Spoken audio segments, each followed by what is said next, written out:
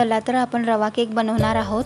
पाव कप दही घेतलेला आहे, इथे 2 कप साखर घेतलेली आहे, पिठी साखर, 1 कप दूध घ्यायचा आहे, पाव कप तेल, इथे रवा असा स्वच्छ चाळून घ्यायचा आहे, तोही 2 कप घ्यायचा आहे, पाव कप मैदा, पाव कप पाणी, इथे ड्रायफ्रूट्स घेतलेले आहेत। बघा हे साहित्य असे घेतलेले आहे सर्व।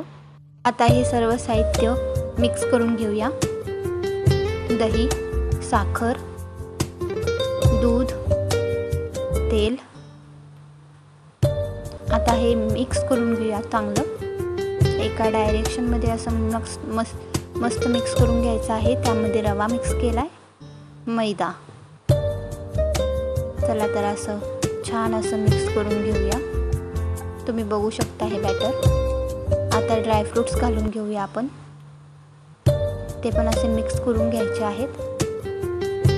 आता इनो घालून घेऊ। इनो घातल्यानंतर हे बॅटर एका डायरेक्शन मध्ये मस्त असे फेटून घेऊया।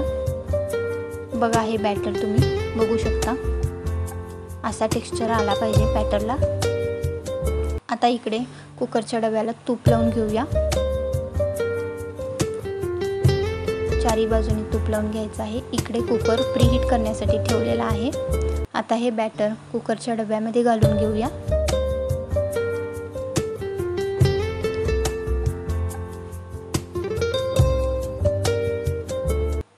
आता डबा कुकरमध्ये ठेवून कुकर बंद करून शिट्टी काढलेली आहे। 30 मिनिटासाठी लो फ्लेमवर ठेवून द्यायचा आहे। चला इकडे आपण क्रीम बनवून घेऊया। अमूल बटर घेतलेला आहे, 1 कप पिठी साखर घेतलेली आहे, पाव कप दूध। आता हेही चांगलं मिक्सर करून घेऊ। चला इकडे आपला केक रेडी झालाय का बघू। तोपर्यंत ऑलमोस्ट तयार झालेलाच आहे, परफेक्ट।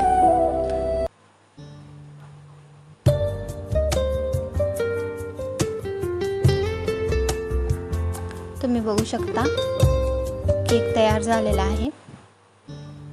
आता इकडे जे क्रीम केलं होतं ते आपण केक वरती असं घालून घेतलेलं आहे।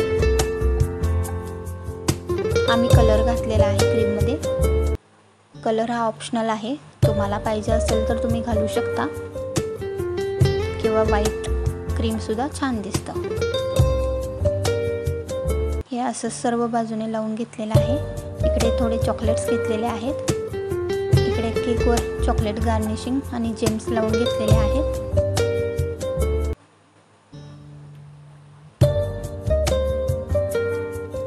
असे हे चॉकलेट मस्त सगळीकडून। केक 10 मिनिटासाठी फ्रीजमध्ये ठेवून द्यायचा आहे सेट होण्यासाठी।